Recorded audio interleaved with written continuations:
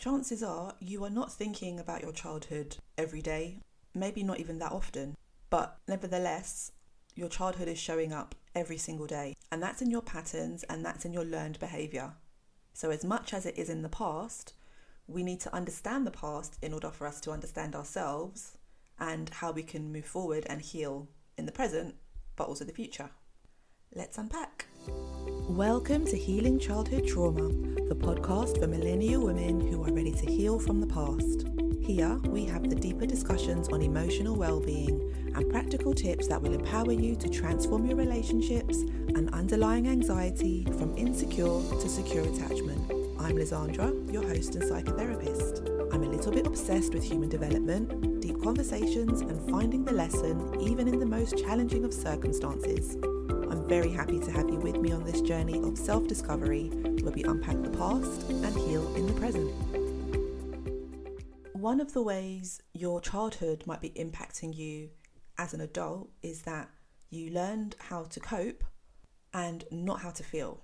You were taught from an early age emotions weren't really safe to express, or they just weren't welcomed in childhood. They weren't talked about much, and so you had to either shut down to stay connected, or you just found ways to avoid conflict because it just didn't feel safe and it didn't feel comfortable, and there was no real learning tools or examples of what it looks like to actually resolve conflict in a healthy way.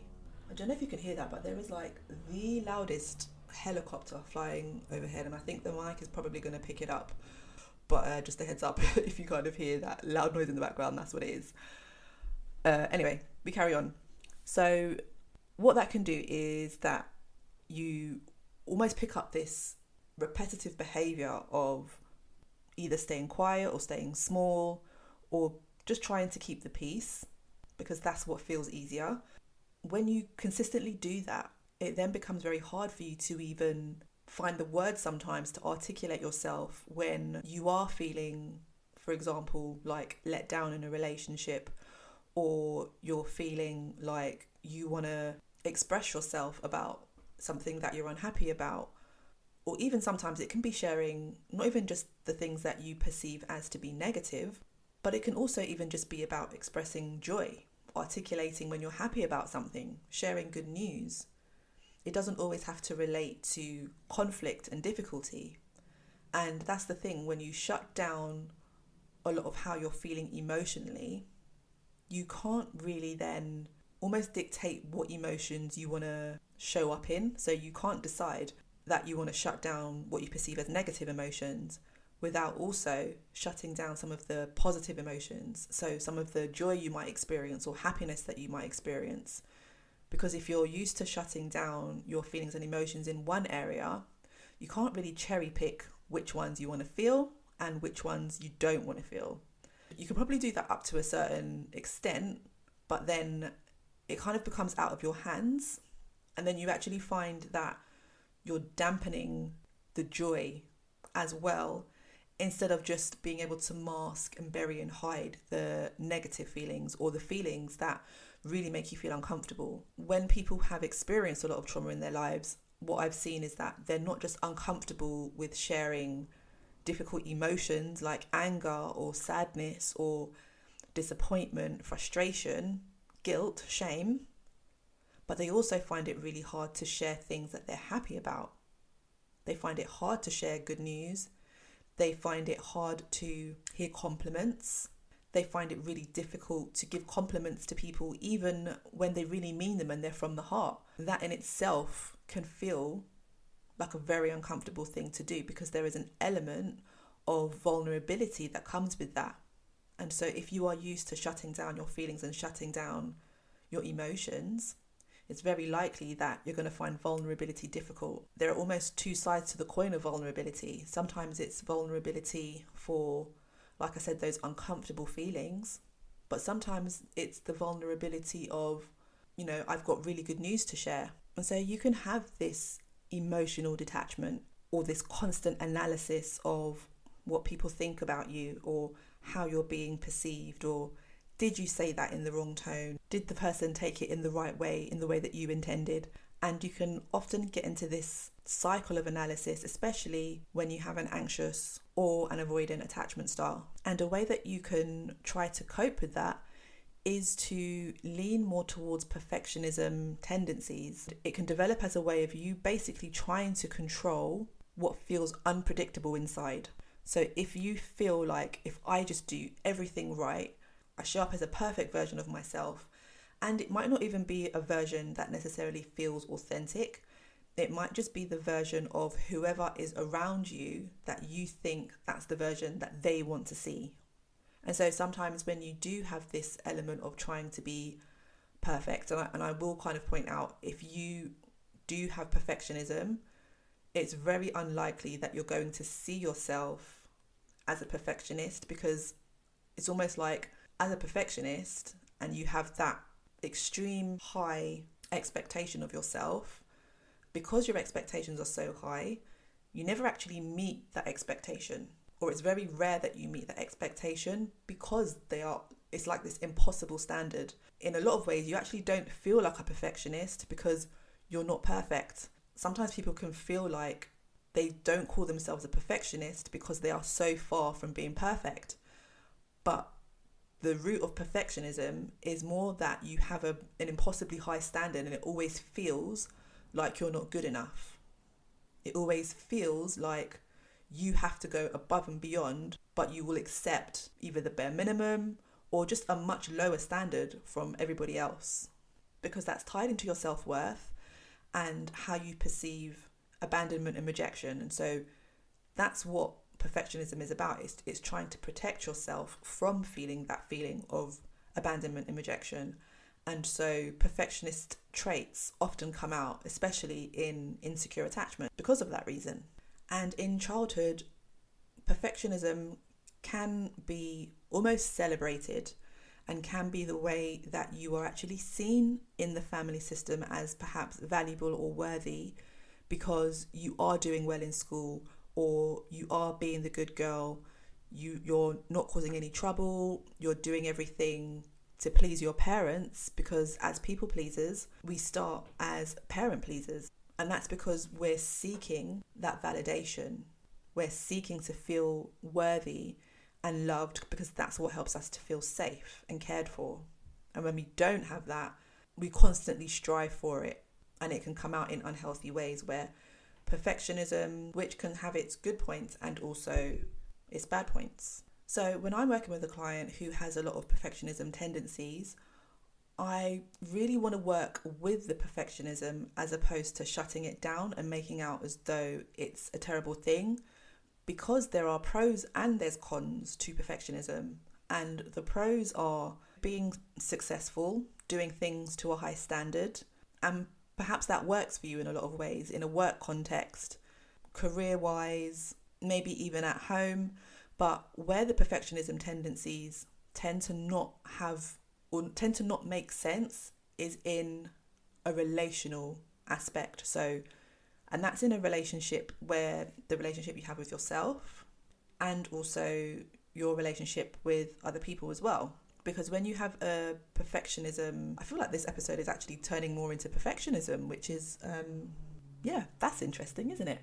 But yeah, sometimes when you hit record, you never know exactly where the talking points are going to go. So I'm just going to kind of go with it. So when you do have perfectionism ideas about yourself, that can really lead to that feeling of not feeling good enough. So no matter how much of a high achiever you were, say in a work context, that might not work if, say, for example, you start struggling with something. Maybe you start struggling with your mental health because you've been such an overachiever for such a long time, and perhaps that has also impacted your ability to self-care and to look after yourself or to prioritize yourself. When that happens, eventually you can lead to burnout, because you've overextended yourself and you've had these ridiculously high standards for yourself for such a long period of time that eventually it became unsustainable, because you were almost going at everything with this kind of robot-like expectation of everything has to be amazing. You have to be at the top of your game all of the time. Resting is for the weak. That saying of rest when you're dead. But no, you need to actually stop and rest in order for you to be able to function, in order for you to be able to actually carry on, especially when you've got that history of trauma, because trauma is stored in our bodies. So even if we're not consciously thinking about it or talking about it, it does still show up in our nervous systems and how we can respond to stress. So with clients, we don't want to lose the ability of being able to still be high performing in career, in work, but we do want to be able to maybe drop some of that unhealthy expectations we have on ourselves to constantly keep going, even when our bodies might be screaming for rest. And that really can be about unpacking and shifting your mindset around what your expectations are and really being able to name some of those things out loud, because sometimes we have these beliefs about ourselves of, I have to be perfect, or I have to show up for everyone, and I have to be there for everyone, and I have to be available to them at all times. And sometimes we kind of have this belief in the back of our minds. We have this belief unconsciously that's driving our behaviors, but we don't actually necessarily say it out loud. And once we say it out loud, we actually hear sometimes how ridiculous it sounds, because you would never think it or say it about anybody else. But because it's you, and because it's tied into your self-worth, you've almost normalized, like, that's a normal way to be, that's a normal way to think and feel, because you're not really paying much attention to where it actually comes from and how valid that belief actually is. So a big part of this work is understanding where the mindset and the limiting beliefs come from. And it's also exploring what that feels like in the body and how you can start to make some of those small changes on a day-to-day rather than thinking about having a complete change of life. Another way your childhood might be impacting you today as an adult is that you mistake self-abandonment for a sign of strength. If as a child your needs were often dismissed, or you were criticized, you were made to feel like you were too much, you were too sensitive, you likely learned that actually being low maintenance and having little needs, not asking for much, and having to be more self-reliant is what kept you safe.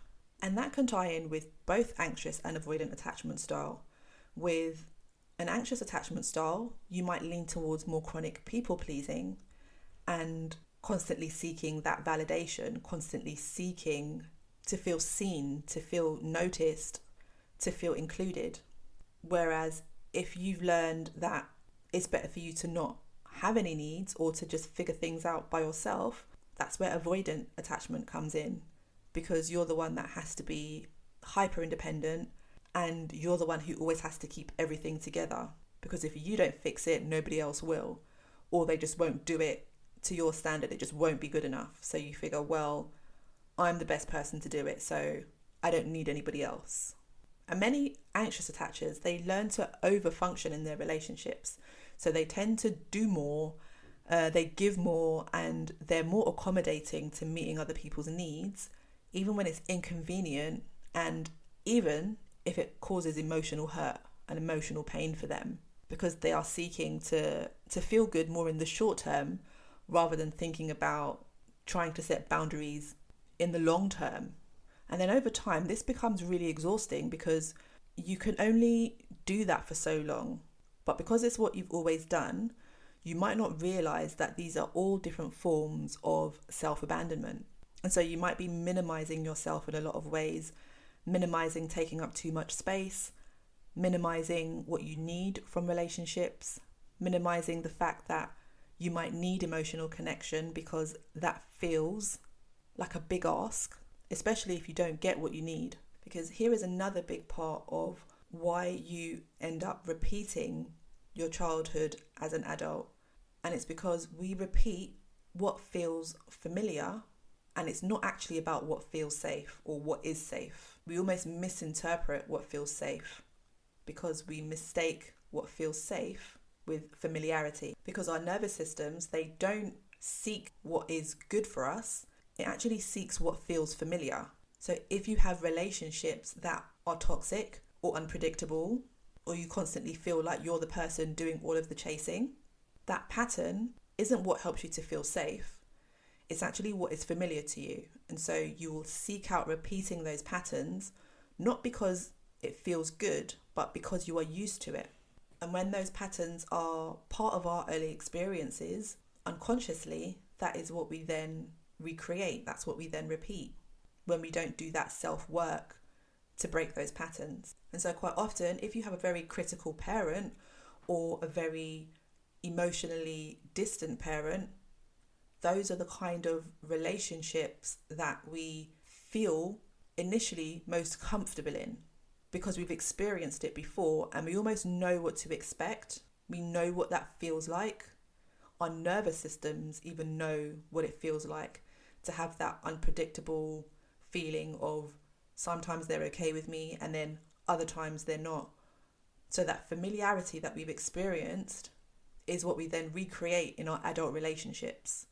So you might find yourself seeking emotionally unavailable partners or emotionally unavailable friendships, or friendships who are only there for you when you're actually able to do something for them. They're able to get some kind of value or some kind of benefit from you. In a lot of ways, you might be able to recognize and know that it's not healthy, but at the same time, because you are used to it, it can feel like home.